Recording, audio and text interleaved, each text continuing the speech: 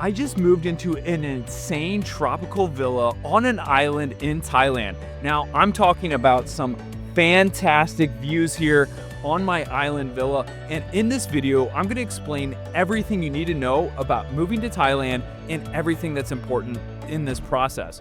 I'm gonna be covering things like the visa process, how much it costs for something like this in a 3-bedroom ocean view villa that's just a few minutes away from the beach. And I'm going to be covering a lot of other things that is going to walk you through exactly why we chose this area in Thailand, what the costs are, and how the process is for moving here. Moving to Thailand has been on my mind for years now. I mean, you see those epic, dreamy YouTube videos or Instagram reels and crystal clear water, low cost of living, amazing, delicious food. But what about the actual logistics of moving and living here long term? That's typically the part that's left out. And so when I decided to go all in on Thailand, I didn't just want a month vacation. I wanted a new life, a new chapter, and a new country. What I didn't expect was how complicated it would be to figure out all this stuff, the visa process, where to live, and the wildly different costs can depend on where you're going. So I'll get into the exact numbers here in just a few minutes, but let's start off with something people rarely talk about. So one night, it all happened that I was just sitting in my city where I used to live in Tbilisi in the Republic of Georgia, and I was scrolling through Instagram and it caught my mind. What does it cost to live on an island? And so after looking through this, I started checking out Airbnb options, and then I started finding Facebook groups where they had real listing prices for rentals, for buying villas, and essentially you could get a sea view villa at a much more affordable price than I had ever thought. And again, that was the moment that me and my girlfriend decided to book a one-way flight and move over to Thailand. So you see, over the past few years, I started off how I would recommend most people start off, taking a few shorter trips to Thailand and figuring out where you actually like. Over the years, I spent at least 6 or 7 months throughout Chiang Mai, Phuket, Bangkok, and now where I live in the beautiful island of Koh Samui. Now, I traveled to Thailand extensively, and again, those were places where I spent at least a few months. I'd spent a lot of time exploring other parts and just came to the conclusion that Samui checked the most boxes for what I'm looking for in this period and stage of my life, along with my girlfriend as well. So we decided to take the leap, take the trip, and move out to Thailand. One of the biggest factors that came into this consideration was the new visa options. So the introduction of a new visa is what caused me to move over from Europe over to Thailand in just a matter of a few months. We started the visa process and were able to get approved in just a few weeks, and that solidified our decision to actually move here. So what are the actual visa options for Thailand? So the easiest one, and how I recommend just about everyone starting off, is just come over here on a tourist visa for 30 days or 60 days. And you can usually get a 60-day visa if you apply before, and then you can extend it for 30 days additional, or you can just show up for 30 days. Show up at the airport, show your passport, get a visa for 30 days, and you can check out Thailand to see if you actually like it here. It's not going to be for everyone. There's a few other visa options out there, like you can come here to do Muay Thai, get an education visa, or there's a very expensive elite visa. But honestly, the best visa option out there for Thailand is the visa that we got, which is the Destination Thailand Visa, or the DTV. I'll link a video at the end of this one that goes a little bit more in depth on that visa. Essentially, it's $500 and allows you 5 years of staying in Thailand, so it's a really great option, and the best part is you can apply for it all online. Now, moving to Thailand, I will also get into some of the pros and cons. Again, it seems like a tropical paradise, and it is, but there are going to be some pros and cons, and I'll go through some of those later on what I like, what I don't like, and some things that you need to consider before you actually move here. But I know what a lot of you are wondering though, before we get into that, how much does it cost to live in a beautiful luxury villa like this one I am in now? So villa prices are really going to vary depending on what time of season you come here. So if you come here in the peak season in Koh Samui, a 2 to 3 bedroom villa is likely going to run around $4,500 per month, and it goes all the way up to $10,000 or $15,000. Again, I came here last year with a group of friends. We had a villa that cost around $15,000 for 4 bedrooms. And then you have on the lower end, you have some villas that cost around $5,000. It's really going to vary, and a lot of the variance is going to come with how big it is, how modern it is, the location, and does it have a good sea view or does it just have a jungle view? Again, you're going to be figuring out all these prices, but to give you an estimate of what this villa costs, this is a 3-bedroom, 4-bathroom villa and a year-long lease. We're paying about $3,000 per month. With this type of view, I think it's an absolute steal because it's hard to find anything like this that's comparable. And again, the great thing about Thailand is it doesn't just come with the rent. You're getting cleaners, you're getting a lot of concierge services, and there's just other perks, like they come and clean your pool, they spray for bugs, they do all these other wonderful things that are included. And when they come here, they come with 5 or 6 people at a time, clean the villa in like 30 minutes, clean the pool, and it's literally like that, and it's just absolutely taken care of. The other thing that's great about these villas is you have the concierge service. So anytime I need something at all, I send them a WhatsApp and they get it taken care of. Whether the Wi-Fi is, having issues or just need something that's kind of random, they'll take care of you. So the other costs of living that come into Thailand outside of where you're going to live, which is likely going to be the biggest expense. Again, I don't want to scare people off with the $3,000 per month villa prices. There is great tiers at every single price. If you want to live in Thailand for under $1,000 per month, it's totally doable, and you're not going to be slumming it. There's really nice 1-bedroom condos that you can find for about $500 per month, or studios around that price in just about every major city. It's just probably not going to be in the best area, but they're still going to be really accessible to the great areas. And honestly, living a little bit outside of those main areas, especially the tourist hotspots, is probably going to be better for a longer term person. So you're going to have the $500 shorter term, like smaller studio or 1-bedroom apartments, and those are going to range from anywhere from $500 to $1,000. And then you could even find some decent villas that probably won't have a sea view. It'll be somewhere in the jungle, likely on a lower end, probably a little bit older. You can find some of those villas for around $1,000 to $2,000, and then anything above that, you're going to be spending around $3,000 for anything that's going to have a sea view, going to have a nice pool, and going to be fairly modern.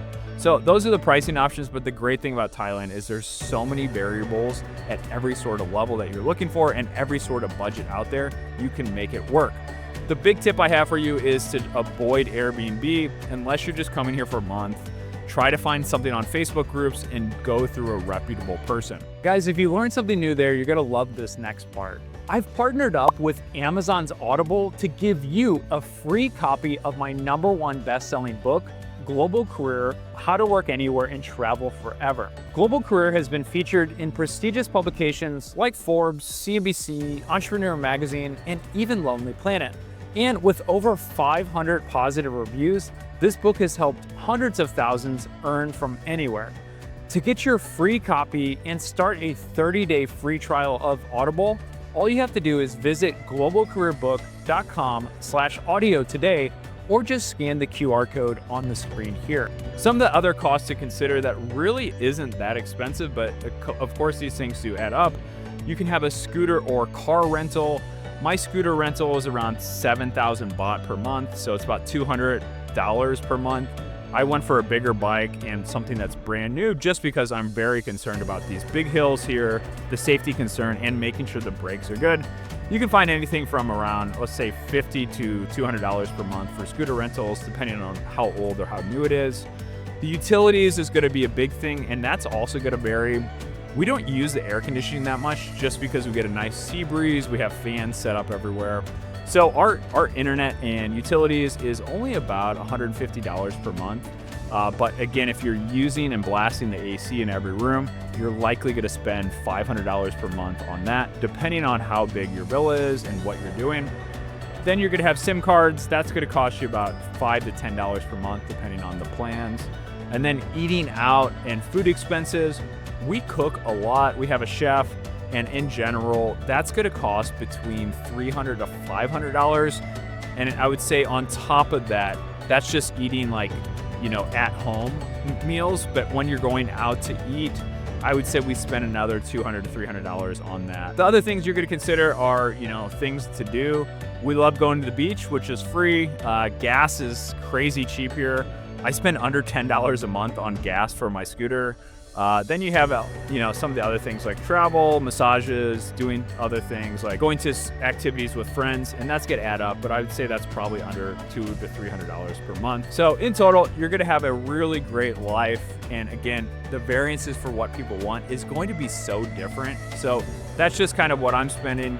You can have a baller life here for under $5,000 per month with this beautiful sea view. But again, I've lived in Thailand where I've spent around $1,000 per month and also had a really great lifetime in places like Chiang Mai or outside of places in other parts of Thailand.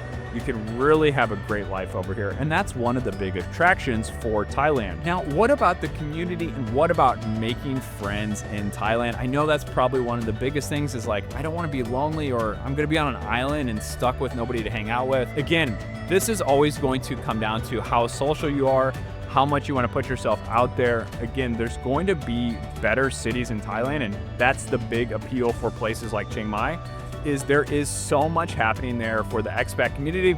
There's meetups happening for every industry, for every niche, just about every single day.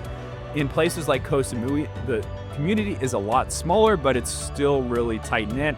There's some really great people here, and I haven't found it that much harder to make friends than anywhere else, but I do this quite often. I also am very social and outgoing, so for me, it might be a little bit easier than for somebody who goes to Chiang Mai and just wants to go attend events, where places when I move somewhere, I'm hosting events, I'm trying to connect with the right people and utilizing my network.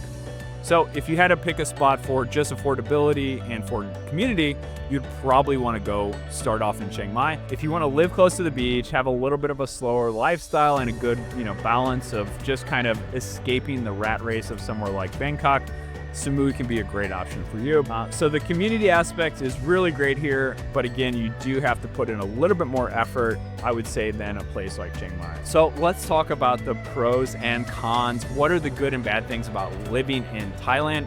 It may seem like sunshine and rainbows, but it's not all perfect. So a few of the pros, one of the things I absolutely love about Thailand is the beautiful weather. It's about 80 degrees and sunny just about every day. They have 2 seasons in Thailand. It's basically be a sunny season and then a rainy season. So I'll have to report back. I spent a few rainy seasons in Thailand, and honestly, I'd prefer rainy weather that's warm than a bunch of cold weather for 3 or 4 months. So it's a couple months of rainy seasons here. So we'll see how it goes in Samui. So a few of the other positive things I love about Thailand is you just really can create a lifestyle that you enjoy. It's so easy for us to just go to the beach, get into a routine, going to the gym, going for a swim in our pool, and just having that balance of working from home, having a really nice lifestyle, and also finding talent like good cleaners, good chefs, good personal trainers.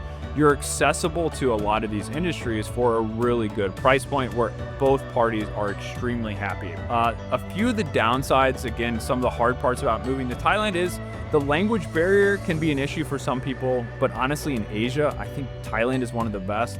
We just got back from a trip to Vietnam where the language barrier was way stronger and way harder to communicate compared to living in Thailand. A few of the other things, like it is a developing country, so there's going to be power outages just like about anywhere in the world, but it does seem to be more frequent in Koh Samui just because there's some strong winds and their power grid system doesn't seem to be as strong and reliable, but it happens everywhere in Thailand, unfortunately. On the flip side, some things that I do love is there's always something happening in Thailand. Where I was living in Europe, there didn't seem to be that much going on. You kind of seem to be very secluded in Tbilisi.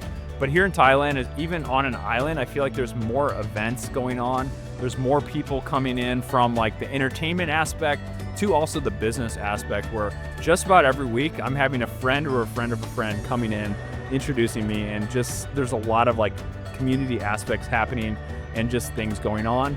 And especially it's an easy trip over to Bangkok, Singapore, Hong Kong. So it feels very well connected here in Samui. And that's another pro that I absolutely love here, is they have a really great international airport that connects to Bangkok, Hong Kong, Singapore. Within just a few hours, you can be in those big hubs and connect anywhere around the world. A few of the downsides here is the banking system is a little bit harder to set up compared to where I was living in Tbilisi, where one day you can walk in as a tourist and get a bank account. Here it's a little bit more complicated, and primarily because the DTV visa just got announced, so a lot of the banks just haven't caught up for the logistics and sort of like infrastructure on how to actually process and approve people for the banking. And so again, there's so many pros and cons. I try to share everything about the good, the bad, and the ugly. And so far, I think we're still kind of in that honeymoon because we haven't really found any big downsides that would make us want to leave here. So we'll see how it goes. We're planning to spend a lot of time in Koh Samui, Thailand. So if you subscribe to the channel, I'll be making consistent updates on what we like about here, what it's like living in Thailand, and how it can be a good option for anybody who's looking to move overseas.